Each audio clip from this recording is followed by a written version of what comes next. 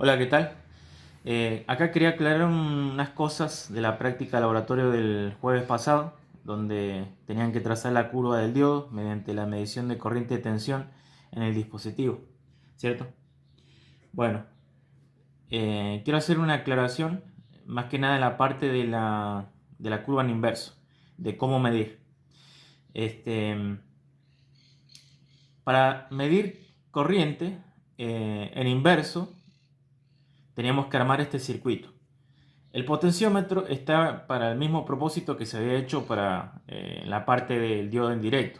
O sea, como la fuente de alimentación, nuestra VDD, no comienza desde 0 volt, sino que comienza desde 1,2, 1,5, valores por ahí. O sea, no empieza desde 0 volt. Este potenciómetro nos permite empezar desde 0 volt, ¿cierto? Eh, entonces, teníamos que armar esto. Ahora, colocábamos una resistencia de 1 mega ohm en serie con nuestro diodo en inverso. ¿Por qué? Porque la mayoría de multímetros no son tan sensibles a la corriente, es decir, no son capaces de medir valores de corriente muy pequeños, tan pequeños como puede ser nanoampere, como es lo que habíamos visto en la teoría, que para diodos reales de silicio ese era un valor normal, digamos, de corriente en inverso. Entonces, ¿cómo hacemos para medir esa corriente tan pequeña? Y lo podemos hacer de forma indirecta. Si nosotros colocamos una resistencia de valor considerable, por ejemplo acá como esta de 1 mega ohm, eh, por esa corriente del orden de nanoampere se va a generar una caída de tensión que nuestro tester va a ser capaz de medir. Para ello, tenemos que colocar el tester en la escala lo más pequeña posible, milivolts, por ejemplo. Porque la corriente es tan pequeña que a pesar de que la resistencia es grande, se va a generar una caída en el orden de ese valor. Entonces, eh, nos valemos de eso para medir la corriente por el diodo de forma indirecta, porque estamos midiendo tensión. Pero como conocemos el valor de la resistencia, hacemos ley de Ohm y calculamos de forma indirecta la corriente, ¿cierto? Ahora, la pregunta sería, ¿cómo hacemos para medir la tensión del diodo? El diodo está en inverso. ¿Qué pasa? Uno estaría tentado a decir, bueno, colocamos el tester acá, ¿cierto? En paralelo con el diodo. De este lado, así. El problema de eso es que el diodo de silicio, cuando está en inverso, presenta una resistencia enorme. Presenta una resistencia del orden del gigaohm en valor. Gigaohm es 10 a la 9. 10 a la 9 ohm. Imagínense lo que es eso. Ahora, y ustedes dirían, ¿y cuál es el problema? El problema es que cuando uno conecta un voltímetro, es como si conectara, es como si conectara una resistencia. Es como si conectara una resistencia en paralelo. Ahora, ¿cuánto vale esa resistencia? Y para la mayoría de los multímetros digitales, esa resistencia está en el orden de 10 mega ohm. Es un valor típico, digamos esto. Hay multímetros que tienen otros valores, sí, pero esto en general se cumple. Entonces, ¿qué pasa? Uno diría, ¿y eso en qué me afecta? El problema es que, como acá en el diodo yo tengo una resistencia de gigaohm, la corriente que pase por esta resistencia de 1 mega va a preferir irse por la resistencia propia del aparato en vez de irse por el diodo. Entonces el diodo es como si no lo viese directamente y no voy a medir la corriente del diodo, sino que voy a medir la corriente que pasa por este circuito que se hace con el propio instrumento. Entonces voy a medir mal. ¿Se entiende? Lo que tengo que hacer es conectar el multímetro, como voltímetro por supuesto, acá, en esta parte. ¿Por qué ahí? Y porque acá yo estoy poniendo el aparato para que mida antes de llegar al diodo. Por lo tanto, la corriente que pase por esta resistencia efectivamente va a ser la corriente del diodo en inverso. Porque no hay ningún otro camino de derivación. Ya que el multímetro lo puse antes. ¿Se entiende eso, la de la diferencia? Entonces acá el tester sí va a medir tensión como corresponde. Ahora, la otra pregunta que se le vendría a la mente sería, pero si yo pongo el este tester ahí, voy a medir la caída de tensión en el diodo porque no está en paralelo, o sea, para medir directamente la caída de tensión del diodo. Sí, es verdad, no está en paralelo directamente con el diodo. No voy a medir exactamente la tensión del diodo. Pero, como acá cae en milivolts, entonces supóngase que yo acá mido 2 volts en esta parte, 2 volts, con que pierda 2 milivolts, 1 milivolt, 10 milivolt, no le hace nada a estos 2 volts. Entonces prácticamente podría decir que lo que mide el tester lo que mide ese tester, ese que está ahí, B1, pongámosle, y este B2, lo que mide B1 va a ser prácticamente la tensión del diodo, ¿cierto? Porque acá pierdo muy poca tensión. Por supuesto que para valores pequeños, acá cuando comencemos a variar, para valores pequeños, ahí sí va a haber un error grosero, pero qué sé yo, supongamos valores por encima de los 100 milivolts, 0,1 volt, ya esos milivolts no pesan. Entonces mi medida va a ser bastante buena. Ese era uno de los puntos que quería aclarar. El otro punto que quería aclarar es en la parte donde hay que medir de forma indirecta la resistencia dinámica del diodo y la resistencia estática. Con la resistencia estática no hay problema porque simplemente la resistencia estática es la caída de tensión en continua dividido la corriente continua, ¿cierto? Esa es la resistencia estática. La resistencia para corriente continua. O sea, es un valor puntual, punto a punto. Ahora, la resistencia dinámica, gráficamente, la podemos obtener como un delta, un cociente incremental. Variación de tensión dividido variación de corriente. Lo obtenemos así, ¿cierto? Obviamente evaluada en un determinado punto de la curva. Entonces, cuando nosotros calculamos de esta forma, o sea, estimamos la resistencia dinámica de esta forma, no va a haber que considerar ningún factor porque lo estamos haciendo en base a valores medidos sobre la curva característica, ¿cierto? El problema está en cuando calculamos la resistencia dinámica de forma matemática, que viene dada por esta expresión, que es RD y aproximadamente igual a 25 milivolts dividido la corriente de polarización del diodo por un factor de forma que depende del tipo de diodo.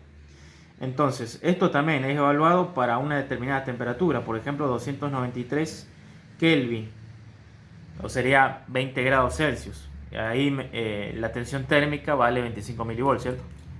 Entonces, en la parte de la guía se pide que se mida o se estime la resistencia dinámica y estática para un valor de corriente de 0,2 mA, que serían 200 microamperes, para 2 mA y para 20 mA. Entonces, ¿cómo hacemos eso?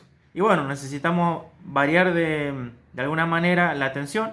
Podemos tomar, por ejemplo, incrementos de 10 milivolts para que el error no sea tan grosero, ¿cierto? Porque si tomamos pequeños incrementos nos aproximamos de manera tangencial a la curva, entonces el error no va a ser tan grosero debido a la aproximación. Entonces, por ejemplo, acá en este caso yo tomé lecturas para el diodo que ensayé y en 200 microamperes tengo una caída de tensión de 200 milivolts. Entonces me voy 10 milivolts para abajo, 10 milivolts para arriba, tomo lecturas de corriente y ahí ya tengo también para hacer mi delta de corriente, ¿cierto? Y lo calculo de esa forma. Valor final menos valor inicial dividido valor final menos valor inicial de corriente, ¿cierto? Eso ya lo saben. Bueno, entonces acá calculamos RD de forma gráfica y me queda, en mi caso particular, para este valor, 220 ohms. Ahora, cuando calculo esto de forma matemática, me quedan 125 ohms, considerando un factor eta de 1. Y no me cierra, ¿cierto? O sea, no me cierran las cuentas. Tengo 220 y la resistencia que calculé es 125. Entonces, ¿qué pasó ahí? Y que en realidad para este diodo que ensayé, en mi caso particular, hay que considerar un factor distinto de 1 para eta. Por ejemplo, podría ser 2 y ahí más o menos se parece. El valor ese en realidad no necesariamente tiene que ser discreto, puntual, ¿no es cierto? Podría ser 1,5 o 2, eso va a depender del diodo en sí. Pero ese factor eta está normalmente entre 1 y 2. Yo usé 2 nada más para simplificar la cuenta. Pero fíjense que ya al usar 2 es bastante buena la aproximación y casi que estoy ahí, o sea, no hay mucha diferencia en cuanto al cálculo. Y la medición de forma indirecta a través de la curva. Fíjense que se cumple para los distintos puntos donde se tomó la medida también. Acá hice lo mismo, por ejemplo, situé la corriente en 2 mA, bajé 10 mV para abajo, subí 10 mV para arriba de ese centro y ahí tomé el cociente incremental y repetí el proceso. Básicamente tienen que hacer esto. Y bueno, acá en este diodo, caso particular para este diodo, sí hay que considerar un factor eta distinto de 1, ¿cierto? Esto también era una de las preguntas del cuestionario de la guía. Bueno, eso era todo de momento. Si tienen alguna duda, consulten, no tengan problema, no tengan miedo. Hasta luego. Otra cosa que se me estaba olvidando es que en la parte de medición de corriente en directo a través del diodo, habían algunos valores considerables, digamos, 20 mA, 25 mA, ¿cierto? Y que capaz que a alguno le pasó que las resistencias se les empezaron a calentar, estaban bien calentitas, ¿cierto? Eso se debe más que nada a la cuestión de disipación de potencia.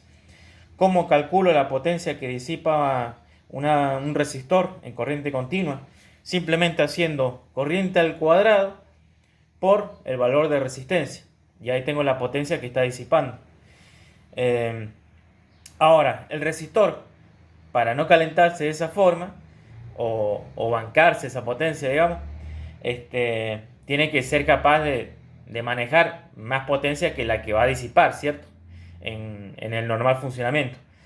Entonces, si por ejemplo la resistencia tiene que disipar 350 miliwatts, obviamente no voy a elegir un resistor que esté cerquita de eso, sino que elegiré un resistor de medio watt o de 1 watt, ¿cierto?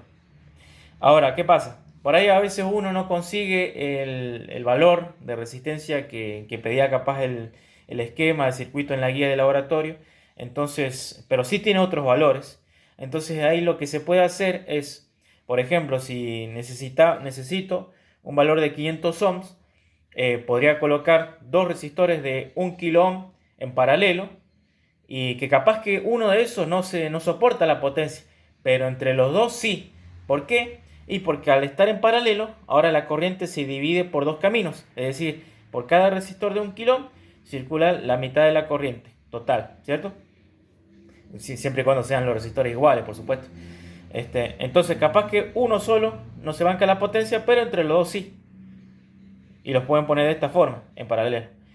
Acá en este caso, estos resistores son de 1 watt, creo que eran de 1 watt. Y fíjense el tamaño que tienen en comparación del diodo que ensayaron en la práctica, ¿cierto? O sea, de por sí esta resistencia sola es probable que se aguante la potencia que se disipa para 25 miliamperes. Calculemos. A ver, si circulan 25 miliamperes, ahí estoy sacando la cuenta, lo pongo al cuadrado, lo multiplico por 1 kilo ohm, que es el valor de resistencia, y fíjense que disipa 625 miliwatts en esas condiciones de trabajo. Y como esta resistencia es de 1 watt, se supone que es de 1 watt, no tendría problemas en manejar esa potencia por sí sola.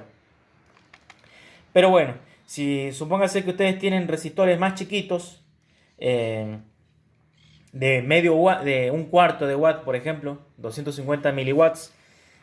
A ver, veamos si resistores de 1 kilo ohm, de 1/4, se bancan la mitad de la corriente. A ver, 12,5 al cuadrado, 12,5 al cuadrado, 12,5 miliamperes al cuadrado por 1 kilo ohm. Me da 156 milivatios. Quiere decir que poniendo dos resistores de 1 kilo ohm en paralelo, puedo manejar esa corriente de 25 miliamperes. Fíjense la diferencia que hace. Saquen las cuentas y lo verifican ustedes mismos. Y pruébenlo también en el circuito. Ahora quizás ya es tarde, probablemente ya es tarde, pero bueno, son cosas a tener en cuenta futuro. Por eso les muestro esto.